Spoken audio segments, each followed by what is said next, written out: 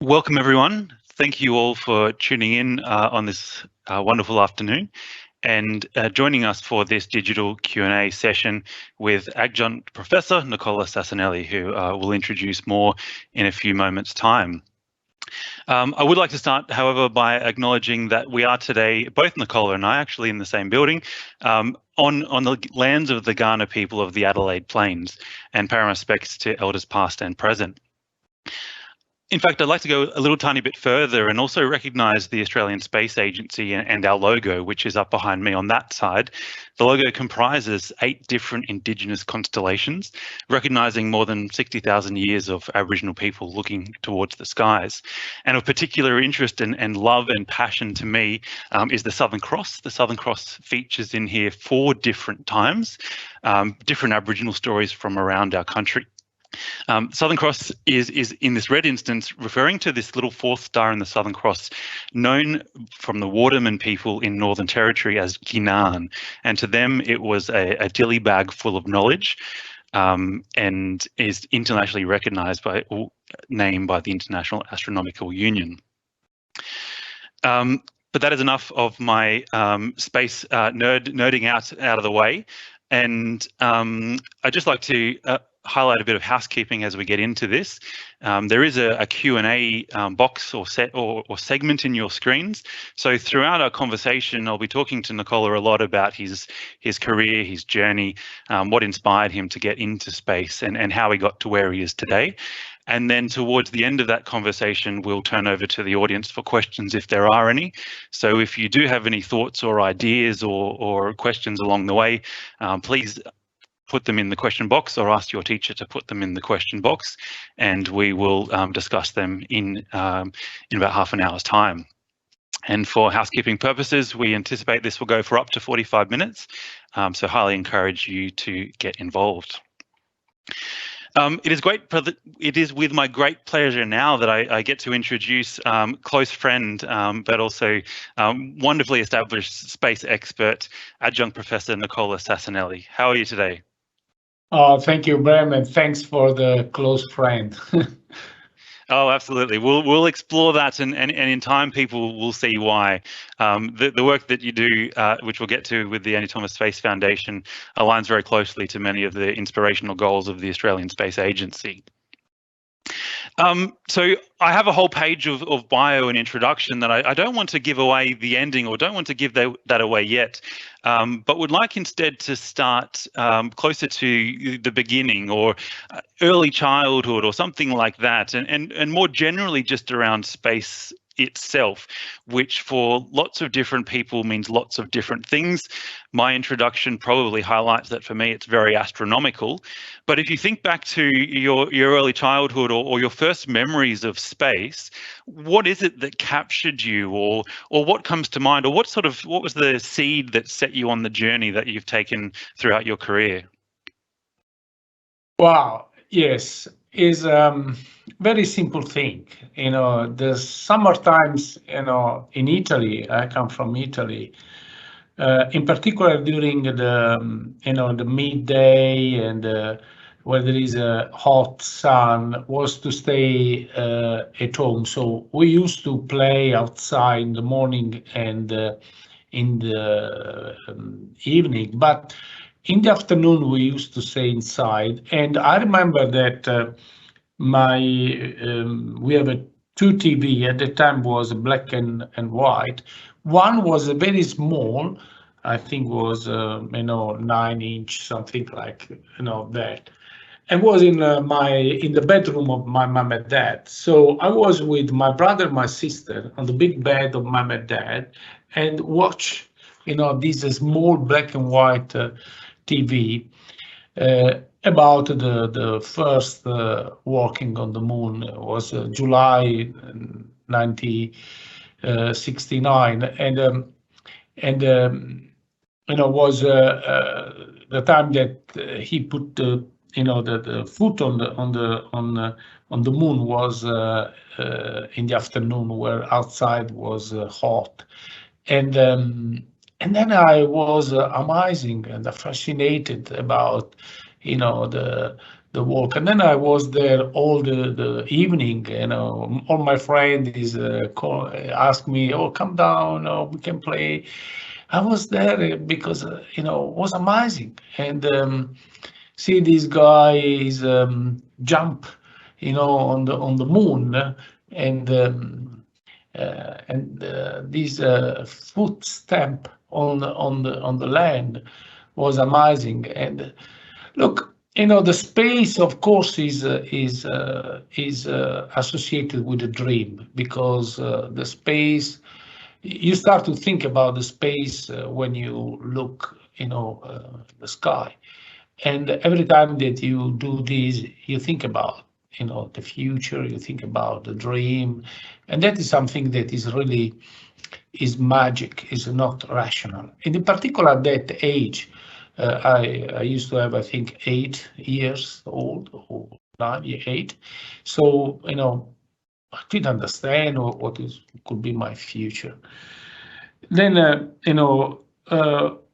my dad, was involved at the University of Bari at the physical department. So, and also in that case, during the school holiday, I used to spend, time with him, and then I used to play with all the son and daughter of colleagues in the park. It was a huge park, I remember, fresh air, and then also I was attracted, from all the labs that was there, the Bowles lab, the optical labs.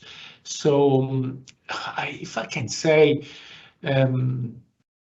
I was inspired from the beginning about the life of these amazing people, these researchers that spend all the life.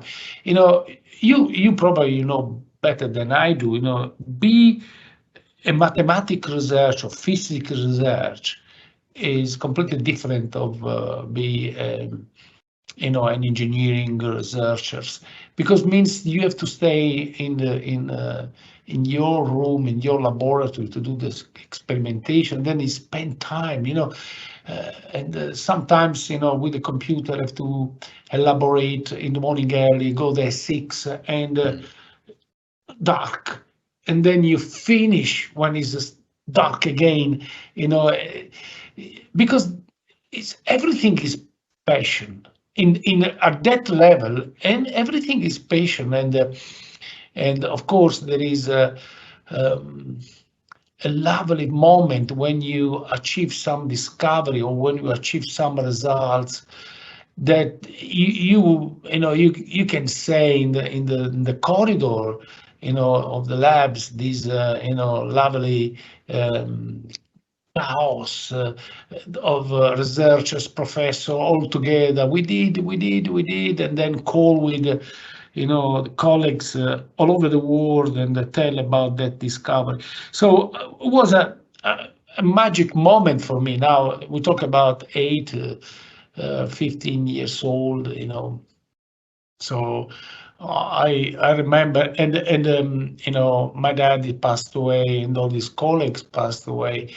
But when I then became the scientific attaché of the Italian embassy in Canberra, and I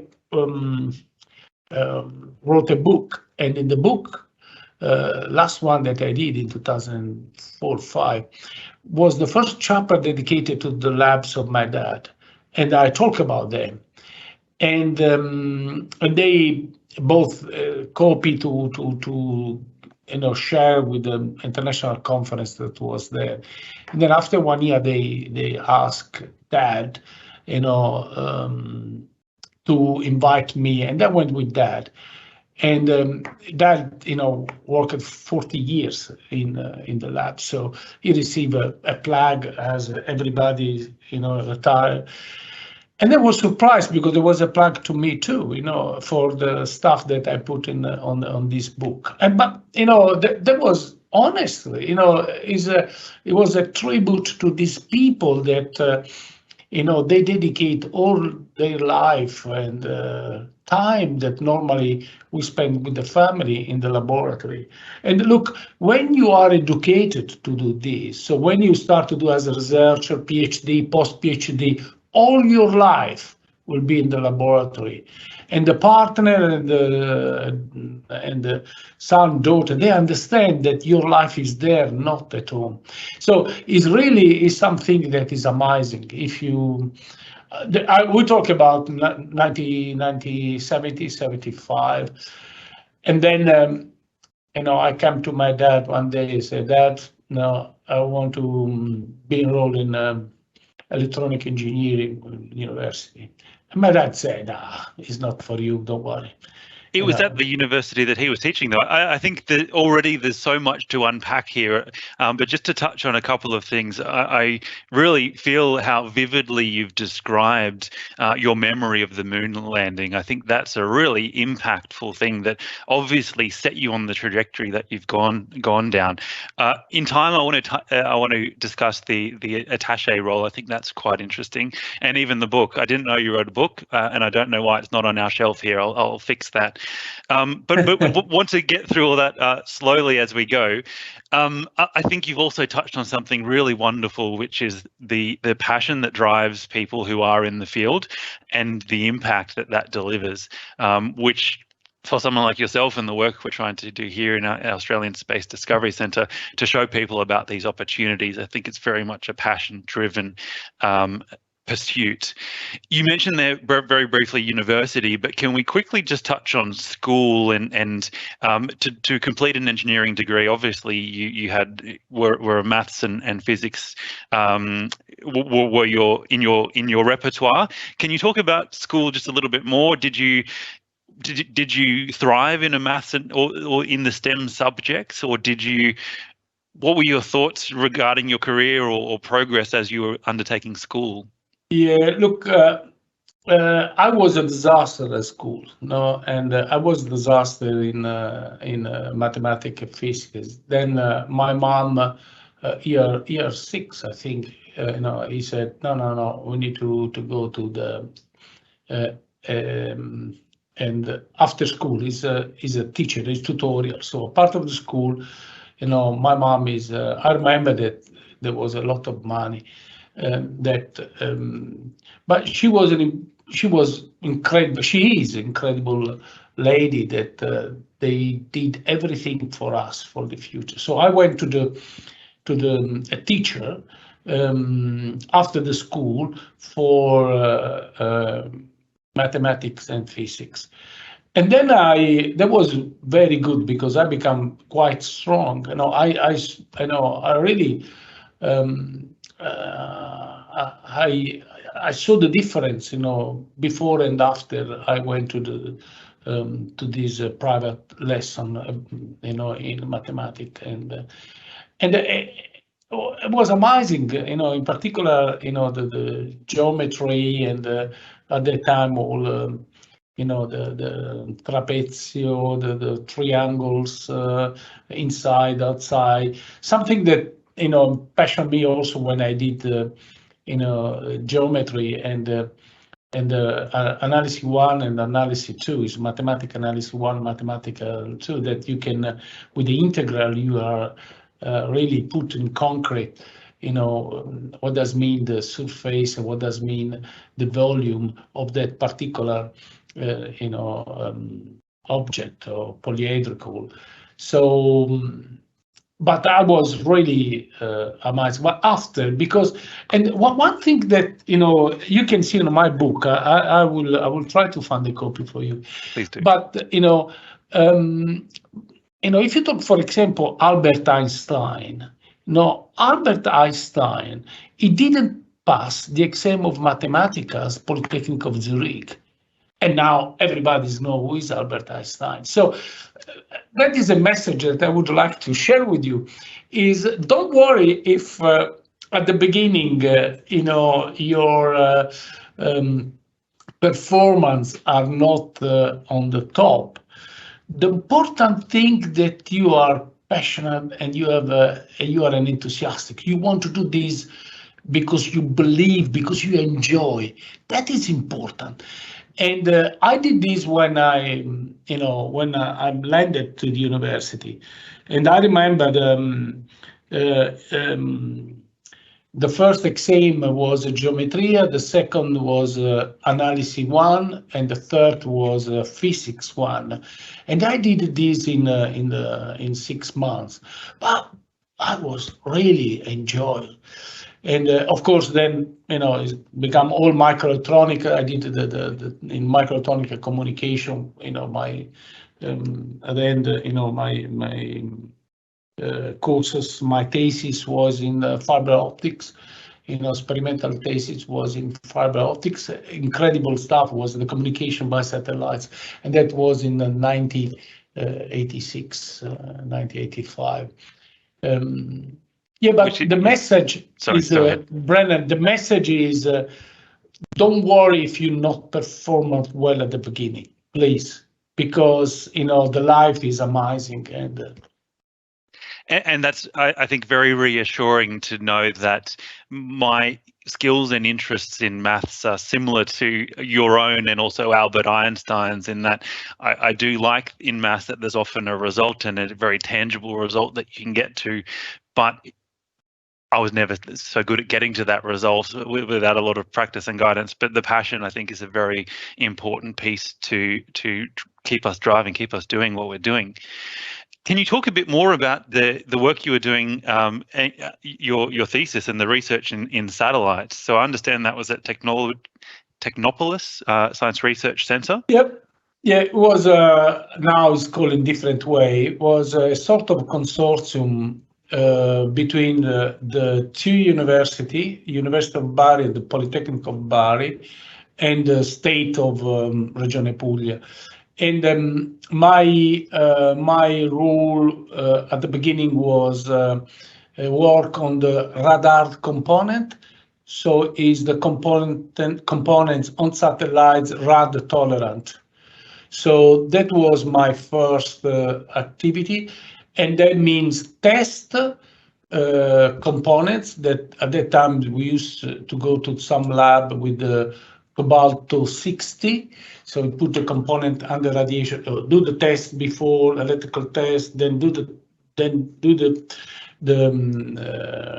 Cobalto test, and then again test the electrical parameter, and then you check what is the delta, and then I'm start to do also something related to design components. So in particular the ASIC, the integrated circuit for particular application.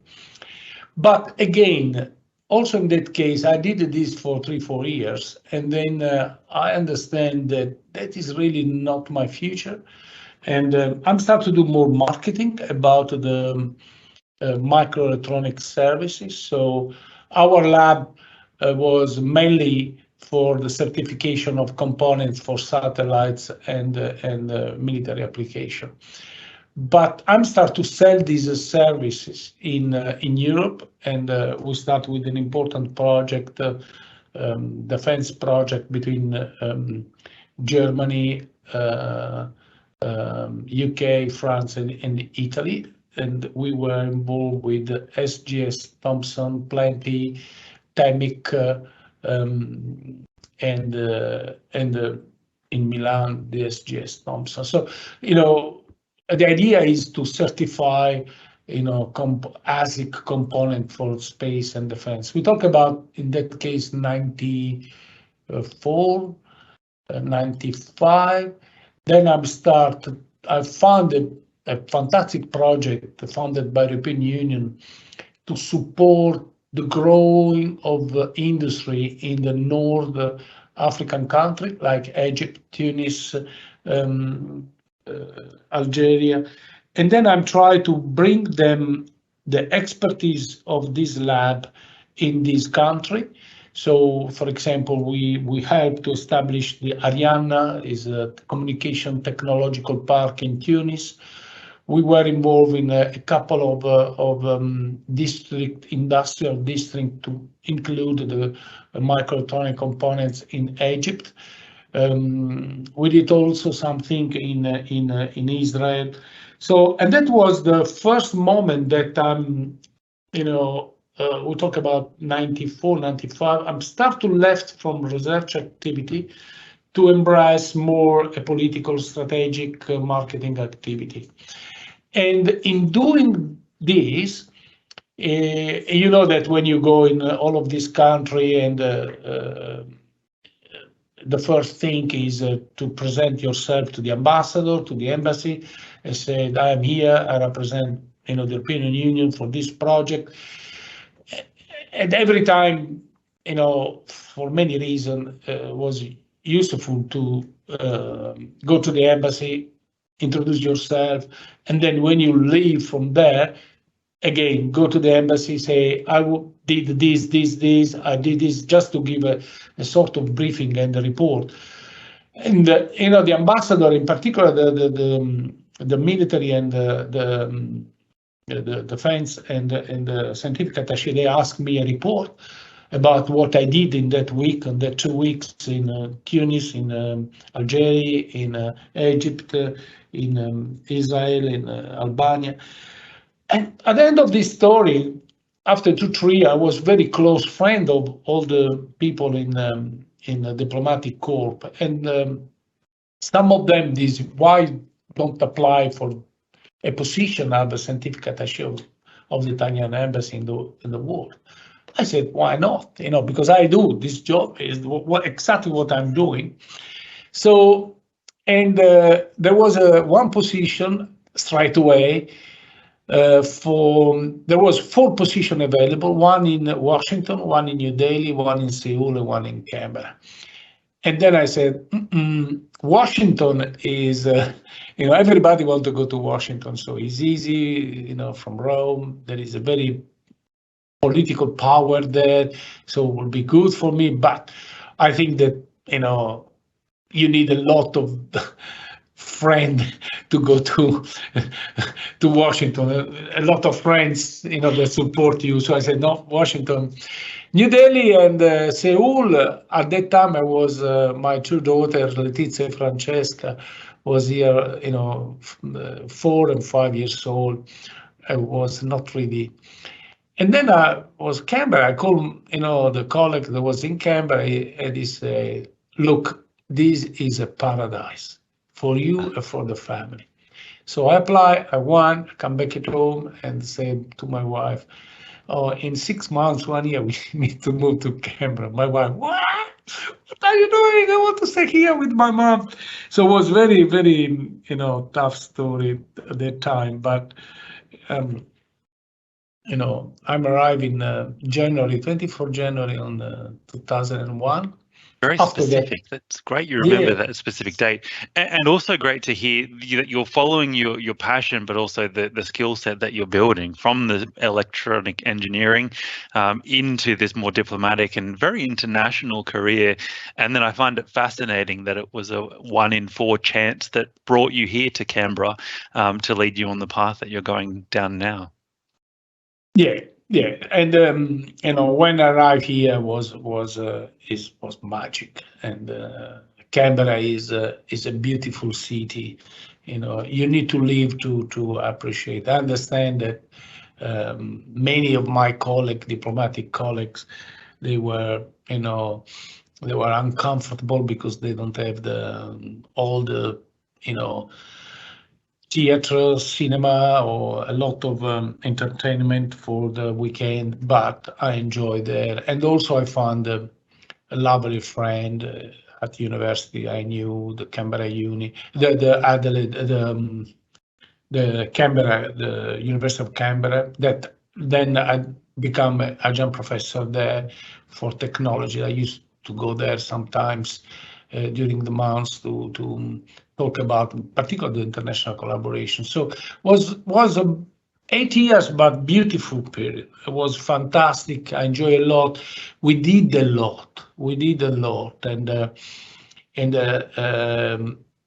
I was at that time very close to the department, your department, that now is your department, in particular with a couple guys Graham Rankin, I think was the name, and he was the chief, the director of international collaboration. So, and he never give money to anybody. But I come there one day and say, look, Graham, I want to do some particular event, and I say, no, I know, and I did look. Have to be the event, not one of the event. I come back to Rome and I prepare a wonderful project, and I convince Rome to invest in Australia. We talk about 2001, 2002. Come back with a lot of money, and everybody was, without words for the money that I received for R&D collaboration in Australia. And I went to Graham and said, look, I have this money from Italian government. Are you able not to match because it's too much, but at least to give me some money? It was, after 1 year, we have a good friendship and said, all right. So we did a Yattice in Melbourne. It was March 2002. 3 days bilateral collaboration. Was the minister Peter I come later. Peter McGround was the governor at the time. I think was an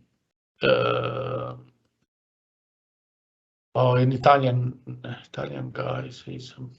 But was amazing. 600 people in Melbourne with the 3 topics. One is environment. The other is health, and the other is automatization.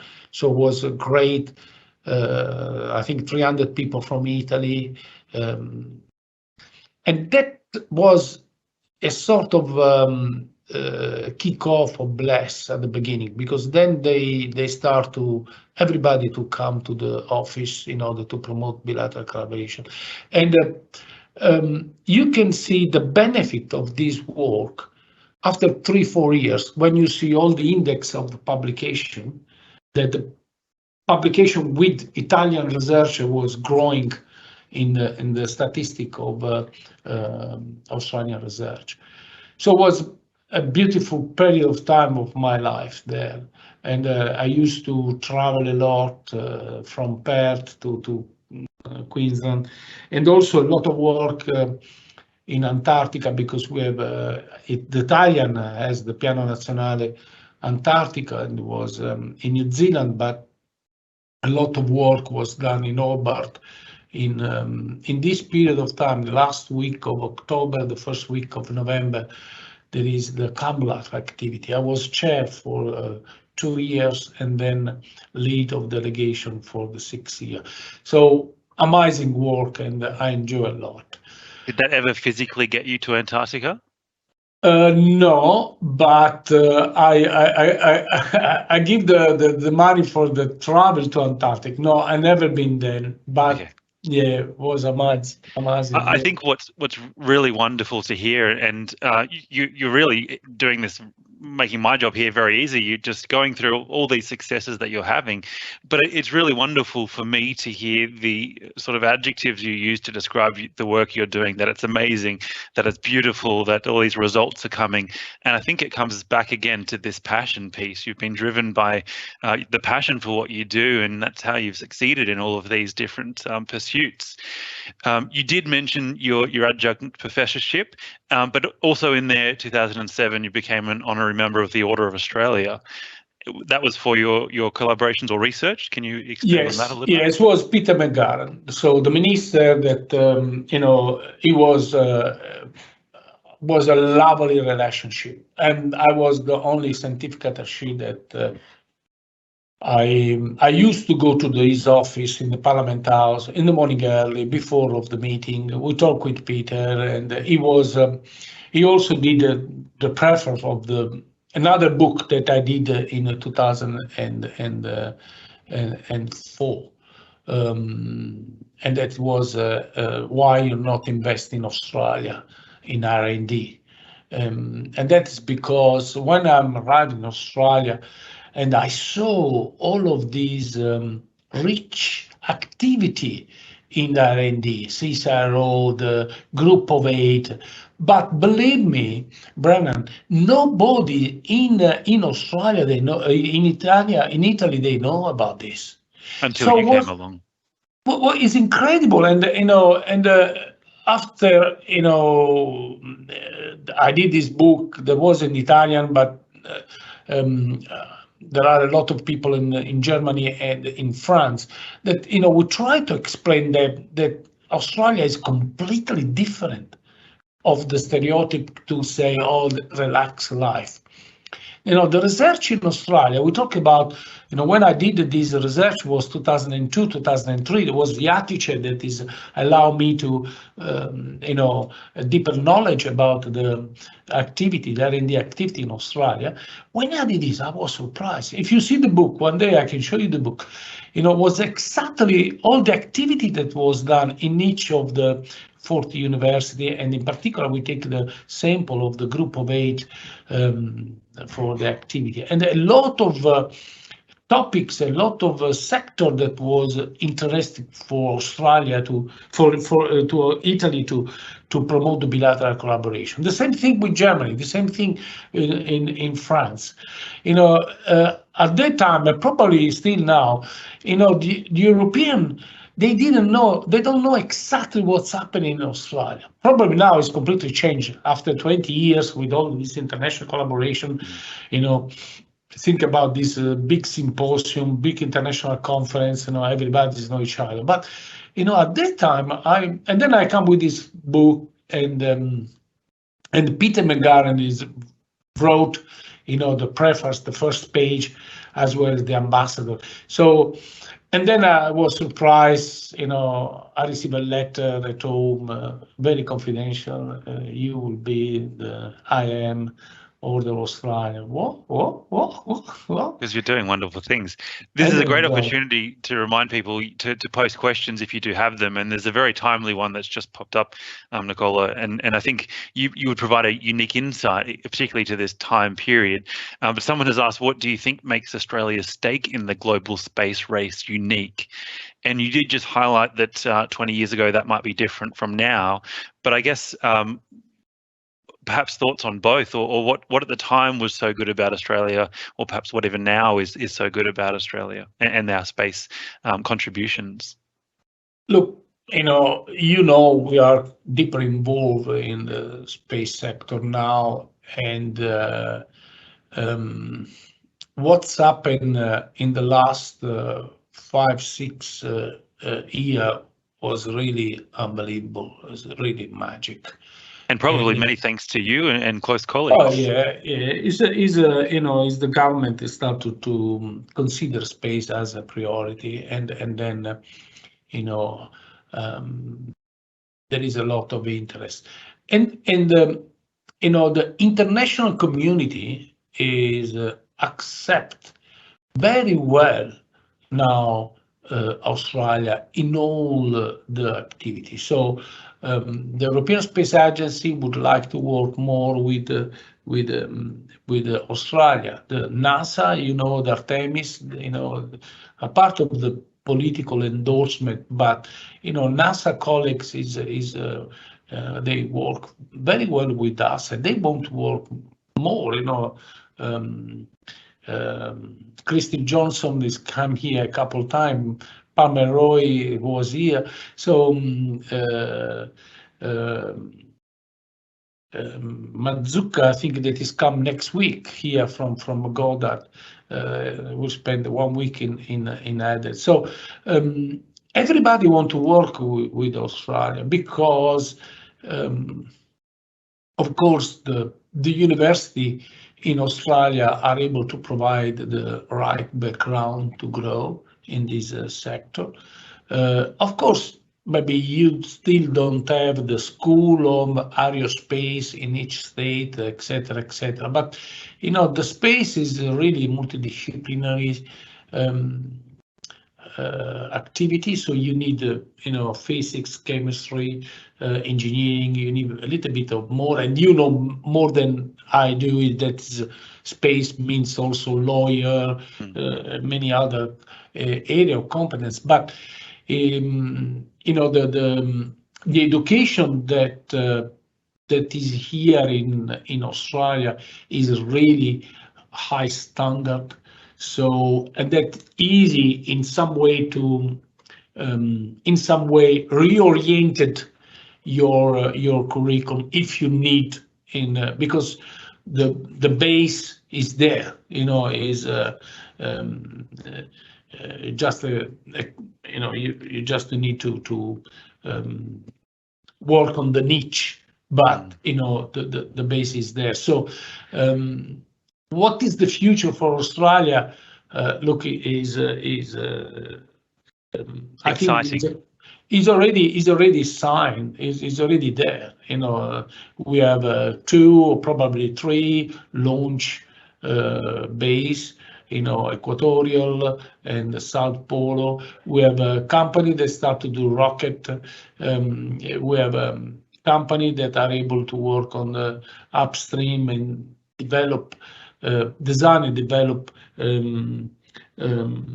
satellites and component. We have a geographic area for the ground station that everybody want to come here to locate it, the ground station in order to monitor the satellite. Where is it during the day?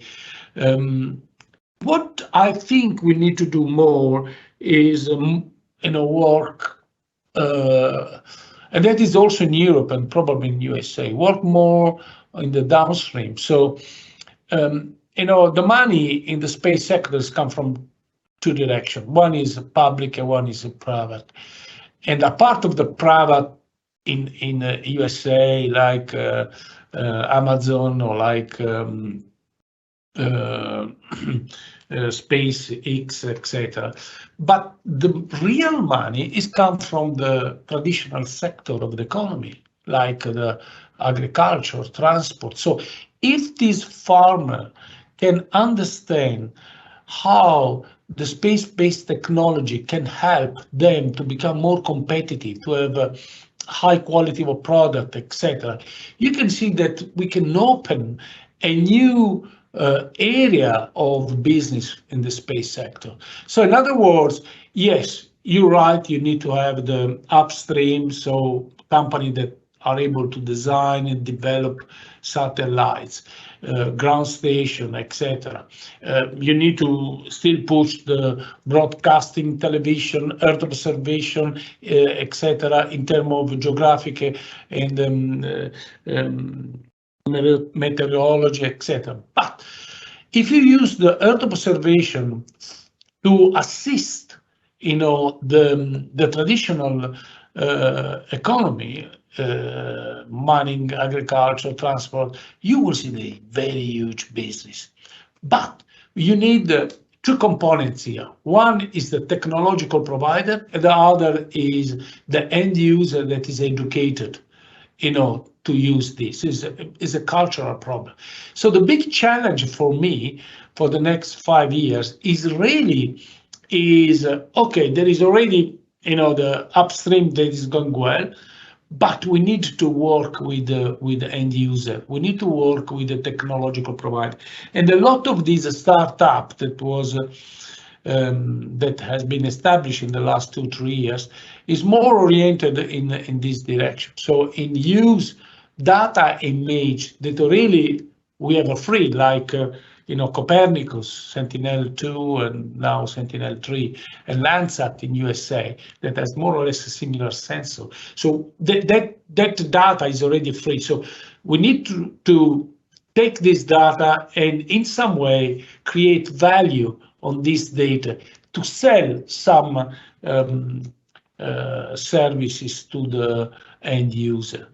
So that I think is the challenge, and that I think that we can do a great job and we can lead this, because in Europe, yes, there isn't a lot of end user committed, because there is a lot of money from public. For example, in Italy, there is money from the Italian Space Agency, there is money from the European Space Agency, and there is money from European Union, because Copernicus and Galileo is a project from European Union, not from the European Space Agency. So there are three big lot of money. So there is, company can just say, oh, where is located my business, to ask money. Instead, for us, we have just the Space Agency that is established a couple of years ago. The budget is still not what we would like to see, but if you want to do money, if you want to grow in terms of a space industry, I think that end user pathway is the way to go. There's a tremendous amount of information there to unpack, and just to suggest some homework for people listening at home, Nicola mentioned in there the Artemis Accords, and just briefly, that is an agreement that has, I think, 21 or 22 signatories at the moment, including Australia, and this will define how nations interact with and explore the surface of the moon. You also mentioned Copernicus and Galileo and Sentinel, which are both, in terms of Copernicus and Galileo, historical figures, but what you were speaking about is satellites and the programs that surround those, as well as a tremendous amount of other information. And I'm actually quite scared, Nicola, there's only 3 minutes nominally left. So there's a couple of things I want to try to finish on, and then we can go and grab a coffee and continue the conversation, because I'm having a tremendous amount of fun. We didn't quite get to, actually wanted to touch briefly, you also mentioned the opportunities. It's not just aerospace engineers, it's not just potentially future astronauts. In fact, there's a whole growing industry that needs all of the ancillary jobs that are able to build the space sector. And the sounding rocket launch that happened in Arnhem Land only a few months ago is a great example of this. Some sounding rockets from NASA, which had a scientific payload and certainly had their engineering teams, but they brought a workforce of 70 or 80, which included the logistics, the operation, the communications, HR, and even things like getting food and resources out to the launch site. So there's a tremendous amount of opportunity, which I think is very exciting. We didn't quite get to your transition to South Australia, and in the last 5 minutes also wanted to give you an opportunity to talk about the Andy Thomas Space Foundation, which you are the CEO of, and they're doing a tremendous amount of work in the education side and awareness of the space sector. And I think this is what you were just touching on then as well, about the upstream and downstream. There's a lot of awareness that could help raise our industry. So in the 1 minute, no, in a couple of minutes, are you able to talk a little bit about perhaps the last couple of years or the Andy Thomas Space Foundation? Yes. No, the Andy Thomas Space Foundation was established in 20. That was just to complete the big picture. The normative was, we fixed it at that time with a group of team all around Australia with the Space Agency in 2017 and established in 2018. The budget was not a lot of money, $41 million over 4 years. So I start to don't sleep tonight. So what do we have to do? At least to save the research, the R&D. So and then we come with this idea of the CRC, Comparative Research Center. And then I was so lucky to find, Andy Colonius and Peter Nikolov, university and private company, and they did a great job. In less than 1 year, they did the proposal and there was approved with the $250 million over 4 years. And then you can have R&D, you can have regulation. So what is missed is the education. And then we established this education, this Andy Thomas Space Foundation in 2020 and DGR status. So the idea is attract private money to support education in the space sector and support the government expenditure in R&D. So inspire every kids through the space in order to stimulate them to pursue the career in STEM or to choose a STEM subject. And 3 important pillars. One, we have education program, Last time, this year, we allocated 300,000 Australian dollars. So in total, in the last 2 years, we allocated $500,000, $500,000 in program scholarship. And that is all the spectrum of education, from primary school, secondary school, tertiary, and PhD, honors master, and early research career. Then we have outreach that we work a lot with you, involving community, and then is Rotary, Lions, Smith family. Come to the Australian Discovery Centre, touch, what is the space is. And the last one is networking. So for us, our involvement is innovation, is networking, because networking is the base of the innovation. Everybody have to talk, have to meet. So we do this, the forum, every 6 months. Last one was amazing. More than 1,200 people. That is just in one day of the forum. But if you consider the Andy Thomas Space Foundation Week, we raised more or less 3,000 people that come to visit here in 12 events during this week. That includes 60 international guests, in particular from North America and Europe. And was very good. But I think that the time is there. Let just say something that I learned from some guys from NASA recently. Is a message for all the kids. And that is my experience, because when I saw that, I said, oh, this is exactly me. So to everybody, in particular the kids, find what your passion is. That is the first thing. Find what your passion is. You need to find what is a passion. Then keep learning and be prepared. It's very important. We need to study. The knowledge does not come from the day, the night and the day. So we need to keep learning and be prepared. Last element is take risks. We need to take a risk. When you have a passion, when you start to learn a lot, you need to take the risk to do something. You need to calculate the risk, but your passion, your enthusiasm is something that probably harder doesn't have. And when you have to grow the famous pyramid that on the top there is just one person, you can achieve that just if you have a passion and enthusiasm. So that is my tip, and enjoy. For all the kids, enjoy your journey. It's amazing. My life was amazing in the not only to work, the family, friends. So this is my tip, and thank you for you and Nat to give me the opportunity to talk with you today. It was an amazing 45 minutes. Thanks.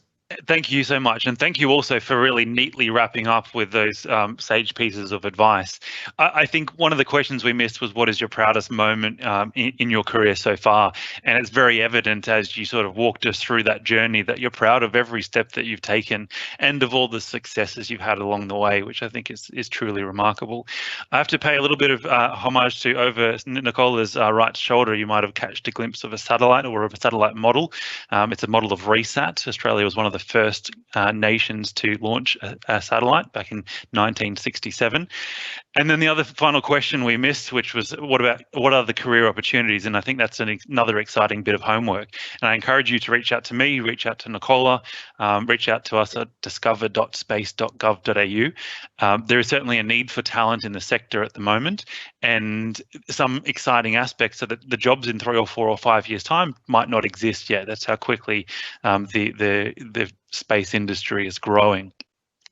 So thank you everyone who joined in today, particular close friend Nicola. Thank you for your time, your passion that you had in there, and telling us your journey. I'm very excited to get both your English and Italian book on our shelf here at the agency, and to keep on working together with the Andy Thomas Space Foundation to inspire the next generation, so that as we return to the moon or Mars, there can be people just like you who see it for the first time and then pursue this career in space.